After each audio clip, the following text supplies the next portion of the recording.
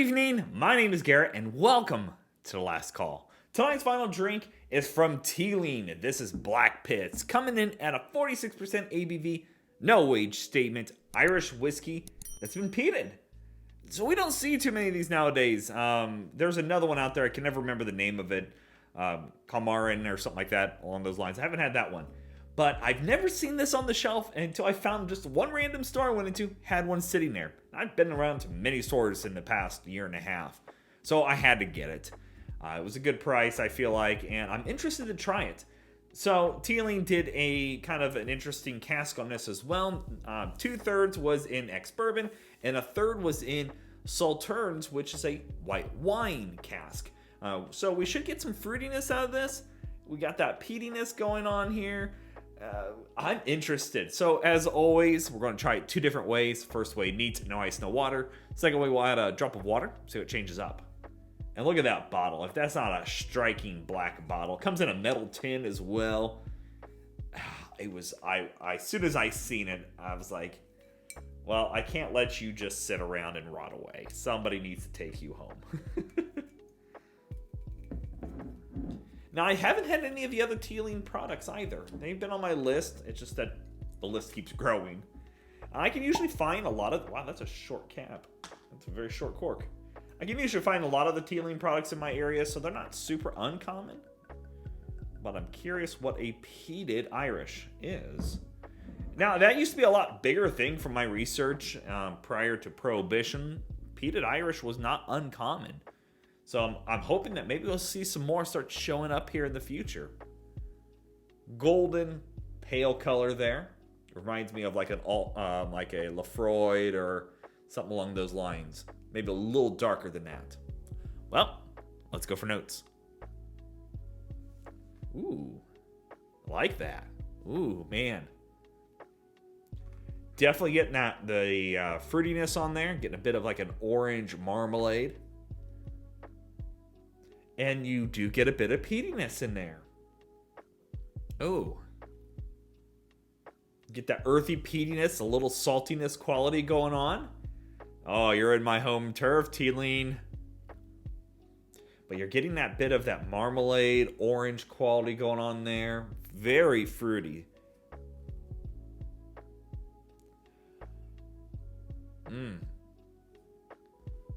ABV does show up a little bit on the nose, but it's not overkilling it. I love that. But it's not like a smoky, but it is definitely, you get that peaty earthiness going on. I'm trying to think. It's teetering close to campfire, but not quite campfire. More like smoldering earthiness. Like if you caught some grass, a mound of grass on fire and you snuffed it out. It's kind of like that. Yeah. With that bit of the orange marmalade going on there. Orange creaminess. Yeah. All right. Let's go for taste.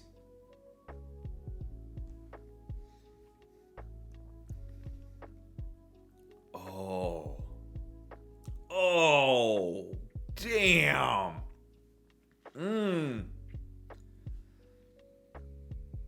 Oh, that's good. Oh, that's great. Oh, that peatiness, smoky, but sweet too. The Sauternes cask brings out this beautiful light fruitiness to things. Very light. Oh, but that depth of peat in there. See if I can walk you through it here.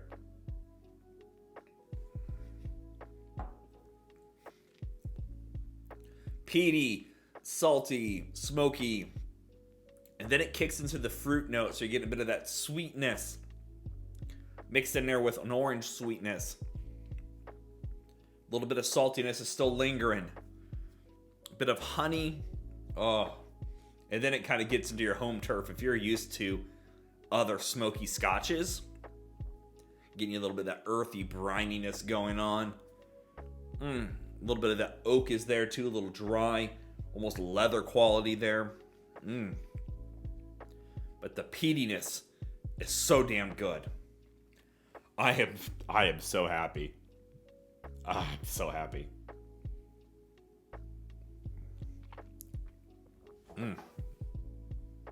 The fruity, it's been a while, don't hold me to it, but it kind of reminds me of like Lagavulin 8 kind of fruitiness. I'm going to have to probably pin these two up against each other. I love the sweetness this is bringing. It's really balancing so well with the smoky peatiness. And I've seen a lot of reviews over this, and I've heard some people say they wish that it was smokier. Some people say it's got tons of smoke. For the people that say there's not a lot of smoky quality peatiness to it, I question your bottle. Because I feel like that has got some good heft to it. Not quite, and it's a different kind of smokiness when I say that it's like a scotch. It's a different kind of smokiness than Ardbeg and Lagavulin and Laphroaig and even Port Charlotte, one of my favorites. It's different, but it's in that same category. It's smoky, but the sweet notes that are coming across with it are really taking it in a whole nother direction, and I love that.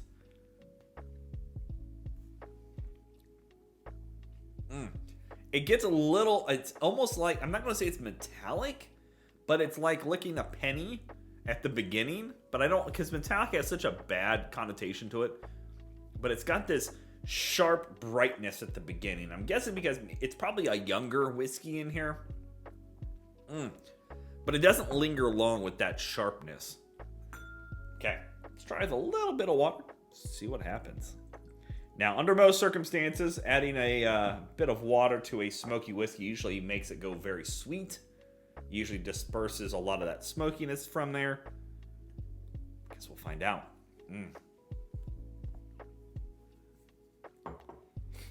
Okay. Let's go for notes.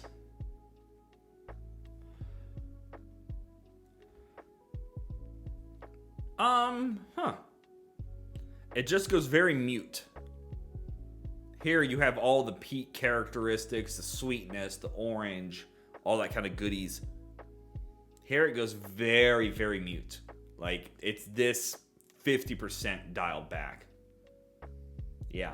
You still get a bit of the peatiness in there, a little bit of sweetness from the honey. A little bit of that orange going on. And you do get a bit of that, that bit of smoky peatiness is showing up. Well, let's go for taste.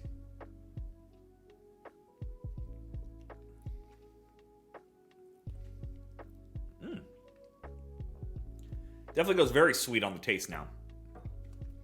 Sweeter. Still get a bit of the salty, briny quality going in there. The earthy peaty is there. Not quite as smoky, but it's got it's like a just started fire kind of smoke, like a quick wisp of smoke in there. A little bright. And then it kicks into your flavors from there on. Getting a little smoky, a little peaty, a little orange, honey. That bit of that oakiness from the barrel is there. The fruitiness is here at the end. It's just kind of being very simple and just kind of rounded about. I like it. I love it. All right.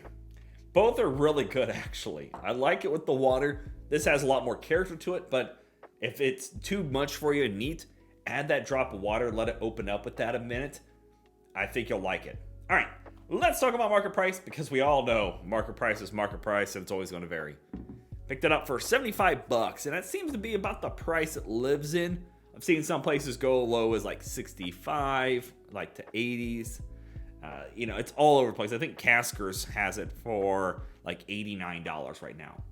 Look, at $75, this is on the same price range as like Port Charlotte. It's about the same. It's cheaper than Lagavulin 16. It's cheaper than Lagavulin 11. You're more expensive than Ardbeg. You're more expensive than the Laphroaig. So where does that land in the peatiness category? Because it's not quite Irish, but it's not quite Scotch peatiness. It's kind of that weird in-between here. I think it's really damn good. I'd have no problem paying $75 for this again. I think it's a great expression and something you should definitely try if you ever get the opportunity. I just don't know where it lives. It's not necessarily for the Scotch lover because it's different, but it's not necessarily for the Irish lover either. It's for that interesting crossover piece. Like if you want to do kind of a gift for somebody that's into Irish but wants to get into Scotch or vice versa. I think that's where this lives.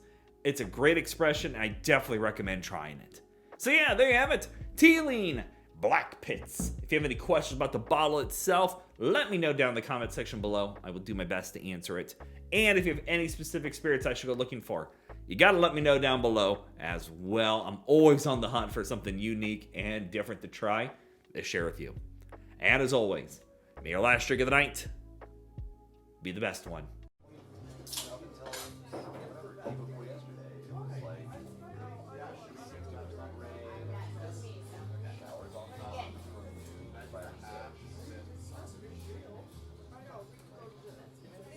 You know, and I even like it might